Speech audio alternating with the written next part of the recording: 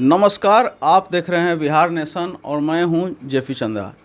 इस वक्त बिहार में अगर चारों तरफ कोई चर्चा है, किसी बात की चर्चा है, तो वह चर्चा है आनंद मोहन की। बाहुबली एवं पूर्व सांसद आनंद मोहन की रिहाई को लेकर बिहार में इस समय बवाल मचा है। बवाल इस बात को मचा है और इस बात पर मचा है कि जी कृष्णैया जो तत्कालीन गोपालगंज के डीएम थे, उनकी हत्या में वे संलिप्त थे और उसी आरोप में जी कृष्णैया की हत्या के आरोप में आनंद मोहन जेल में 20 वर्षों की सज़ा या आजीवन कारावास की सज़ा कहिए कि काट रहे थे। लेकिन अब फिलहाल उनकी रिहाई कर दी गई है और इस रिहाई को लेकर बिहार में बवाल मचा है। खासकर बिहार की तमाम विपक्षी पार्टियां इसे लेकर सीएम नीतीश कुमार पर हमला कर रही हैं। वे कह रही हैं कि नीतीश कुमार ने अपने फ़ायदे के लिए 2024 के लोकसभा चुनाव में फ़ायदे के लिए उन्होंने जेल के नियम कानूनों में सुधार कर उन्हें बाहर निकाला है। वहीं बीजेपी इस मामले में बहुत सतर्कता बरत रही है। वह सीधा हमला आनंद मोहन पर न करके कह रही है कि सीएम नीतीश कुमार ने अन्य 26 कैदियों को भी जो दुर्दांत हैं उनको भी छोड़ दिया है। तो वहीं इस पर अब दलित वोट बैंक की राजनीति भी होने लगी है। उत्तर प्रदेश की दलितों की नेता या बहुजन समाज पार्टी के जो नेता हैं और सुप्रीमो हैं और पूर्व मुख्यमंत्री रह चुकी हैं वो मायावती, उन्होंने भी अब इस पर राजनीतिक बयानबाजी देना शुरू कर दिया है और इस मुद्दे को लेकर उन्होंने कहा है कि यह दलित की हत्या इन्होंने की थी और नीतीश कुमार एक दलित की हत्या को या हत्यारे को बाहर उन्होंने जेल नियमों में सुधार कर या नियमों को कानून को ताक में रखकर उनको बाहर निकाला है आनंद मोहन को। तो इस प्रकार से जी कृष्णैया अब दलितों के चेहरा बन गए हैं और अब इसी पर मुख्य सचिव आमिर सुबहानी ने आज स्पष्ट रूप से यह कहा है कि उनकी रिहाई जो हुई है बिहार में वो जेल के नियम को उल्लंघन करके नहीं किया गया है बल्कि नियमों के अनुकूल ही किया गया है। उन्होंने कहा कि आनंद मोहन की रिहाई जो की गई है वो बिल्कुल कानून के तहत की गई है और इसीलिए आज मैं मीडिया की ब्रीफ कॉन्फ्रेंस बुलाया हूं और आपको सारी बात को बताना चाहता हूं। और इस पर उन्होंने क्या कहा आनंद मोहन की रिहाई को लेकर और जेल के नियमों कानूनों को लेकर, वो आपको आइए हम सुनवाते हैं। आज की मीडिया ब्रीफिंग में मैं प्रिंट मीडिया, इलेक्ट्रॉनिक मीडिया और डिजिटल मीडिया के सभी प्रतिनिधियों का स्वागत करता हूं और उनका धन्यवाद ज्ञापन करता हूं कि आप इस ब्रीफिंग के लिए समय निकाल कर आए। जैसा कि आप देख रहे हैं, हमारे साथ श्री चैतन्य प्रसाद अपर मुख्य सचिव गृह विभाग भी मौजूद हैं और यहाँ पर श्री शीर्षित कपिल अशोक कारा महानिरीक्षक भी हमारे बीच हैं। जो विषय है वो आजीवन कारावास पाए हुए बंदियों को नियम के अनुसार परिहार देते हुए कारा मुक्त करने के नियम और प्रक्रिया के संबंध में है। जैसा कि हम आपको बताएंगे, ये नियम, प्रक्रिया और व्यवस्था काफ़ी लंबे अरसे से चली आ रही है, लेकिन कुछ कारणों से अभी ये बहुत ज़्यादा खबरों में आ गया है और पब्लिक डोमेन में इसके रूल्स की, प्रोसेस की जानकारी अधिक नहीं है।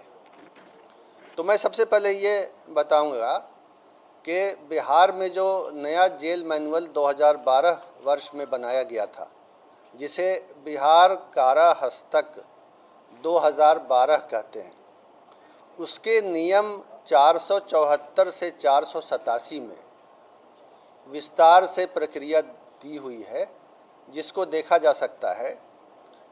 उस प्रक्रिया में ये लिखा हुआ है कि जो लोग आजीवन कारावास की सज़ा पा करके जेल में दाखिल हुए, उनको कितने दिनों के बाद कारामुक्त किया जाएगा और किस तरीके से किया जाएगा।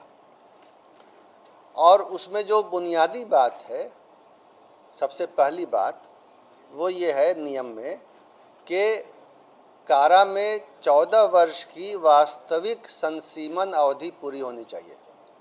यानी कैलेंडर से गिन करके दिन, महीने और साल 14 बरस तो अवश्य, कम से कम 14 वर्ष जेल के अंदर बिताए हों। और जेल में अच्छे चाल चलन के लिए, गुड कंडक्ट के लिए परिहार यानी रेमिशन देने का नियम कारा हस्तक में है। तो परिहार समेत 14 वर्ष की अवधि पर परिहार की अवधि जोड़ने के बाद 20 वर्ष की गणना होनी चाहिए। तो ये परिहार जो है ये नोशनल है, ये रिवार्ड पॉइंट है या बोनस पॉइंट है, लेकिन इसकी गणना भी महीने और साल में होती है। तो 14 वर्ष की वास्तविक अवधि और 20 वर्ष परिहार समेत करके जिनको योग्य पाया जाएगा उनकी कारा मुक्ति पर विचार किया जाएगा। अब उस विचार करने के लिए प्रक्रिया और शर्तें हैं, और इसके लिए एक राज्य स्तरीय परिषद भी गठित है जो इस मामलों पर विचार करके अपनी अनुशंसा सरकार को देती है कि कौन कौन से बंदी इस नियम से कारा मुक्त होने के लिए योग्य पाए गए। उस परिषद का नाम राज्य दंडादेश परिहार परिषद है और ये सरकार के आदेश से विधिवत रूप से गठित है। इसके अध्यक्ष अपर मुख्य सचिव गृह विभाग होते हैं और कई अधिकारी इसके सदस्य होते हैं, और उन अधिकारियों में 2 न्यायिक सदस्य भी हैं, जुडिशियल मेंबर, जो डिस्ट्रिक्ट जुडिशियरी के बहुत सीनियर अधिकारी होते हैं। सामान्यतः अभी की व्यवस्था में डिस्ट्रिक्ट जज जो पटना के हैं और बिहार सरकार के विधि सचिव जो खुद भी डिस्ट्रिक्ट जज होते हैं, ये इसके मेंबर हैं। तो कहने का मतलब ये है कि ये परिषद जो है कानूनी दृष्टिकोण से बारीकी से विचार करके, अपना माइंड अप्लाई करके, जिसमें जुडिशियल माइंड भी होता है, 2 विद्वान जजों का भी उसमें विचारण और मंतव्य शामिल होता है, उसके बाद ही कारा मुक्त करने का प्रस्ताव गठित करती है जिस पर सरकार का आदेश लिया जाता है। पिछले 6 सालों में अब तक 22 बैठकें इस परिषद की हो चुकी हैं इसी विषय पर, ऐसे ही बंदियों को छोड़ने के लिए, और 22 बैठकों में 1161 बंदियों को छोड़ने का विचार, छोड़ने की बात पर निर्णय लेने हेतु विचार किया गया। उसमें ज़िले के एसपी से, प्रोबेशन ऑफिसर से और ट्रायल कोर्ट के जज से भी रिपोर्ट मंगाई जाती है। कुछ रिपोर्टें कारा मुक्ति के फेवर में होती हैं, कुछ कारा मुक्ति के फेवर में नहीं होती हैं रिपोर्टें। तो अब तक जो पिछले 6 सालों में 22 बैठकों में 1161 बंदियों की रिहाई के लिए विचार हुआ है, उसमें से जो उपयुक्त फिट पाए गए हैं, रिहाई के लिए फिट पाए गए हैं, ऐसे 698 बंदियों को समय समय पर आदेश निकाल के सरकार ने छोड़ा है और वो अब समाज में एक नई जिंदगी बिता रहे हैं।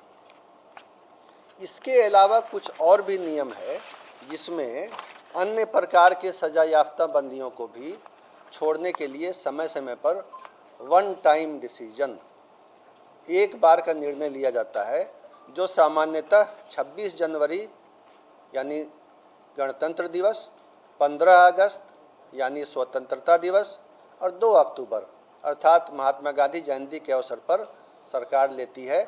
इस बारे में अक्सर भारत सरकार से भी राज्य सरकार को परामर्श यानी एडवाइजरी लेटर प्राप्त होता है।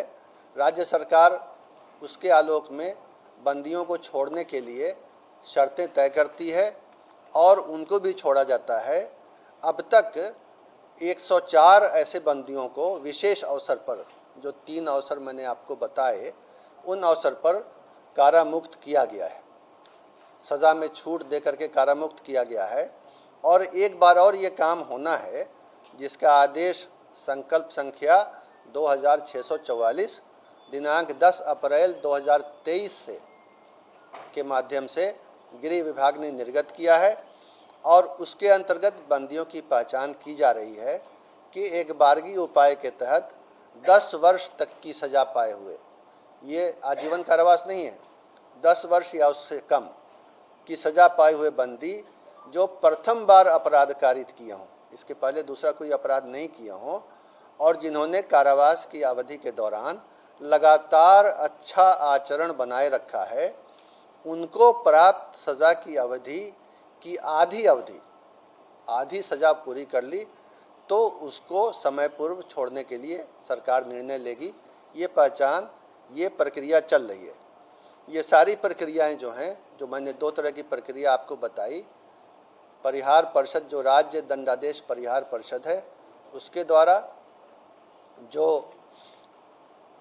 आजीवन कारावास वाले बंदियों को छोड़ा जाता है, और अन्य अवसरों पर अन्य प्रकार के बंदियों को, ये सब चलता रहता है, सामान्य प्रक्रिया है। और इस प्रक्रिया को विभिन्न न्यायालयों ने अपहोल्ड किया है, स्वीकृत किया है, और ये एक अच्छी परिपाटी है जिसको राज्य सरकार फॉलो करती है।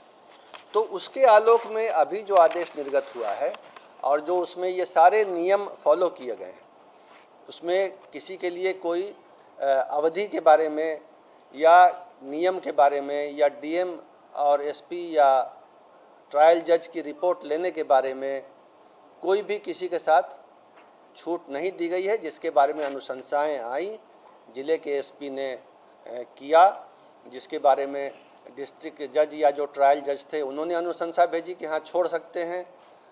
एसपी की रिपोर्ट आई, प्रोबेशन ऑफिसर की आई, फिर ये कमेटी बैठी, तब हुआ है। और किसी को इसमें कोई उन मामलों में जो शर्तें हैं बुनियादी, छूट नहीं दी गई है। एक बंदी जो राजनीतिक बंदी हैं, श्री आनंद मोहन का नाम आ रहा है, मीडिया में भी आ रहा है, उनका भी केस अलग कुछ नहीं था। वो उनको भी जो है, उनकी तो 14 वर्ष नहीं 15 वर्ष 9 माह 25 दिन की वास्तविक अवधि पूरी हो चुकी है। 14 वर्ष के बदले 15 वर्ष 9 माह 25 दिन, और परिहार सहित अगर जोड़ें तो 22 वर्ष 13 दिन की सज़ा पूरी हुई है। और बाकी बंदियों की भी इसी तरह 14 वर्ष से अधिक और 20 वर्ष से अधिक पूरी हुई है। ये एक सामान्य प्रक्रिया है प्रशासनिक, और पहले से चली आ रही है, और इसमें किसी तरह का कुछ नियम के पालन में कोई कमी नहीं की गई है। यही बातें आपको बतानी थी, और आपने इसको धैर्य के साथ सुना, इसके लिए मैं आपको धन्यवाद देता हूँ।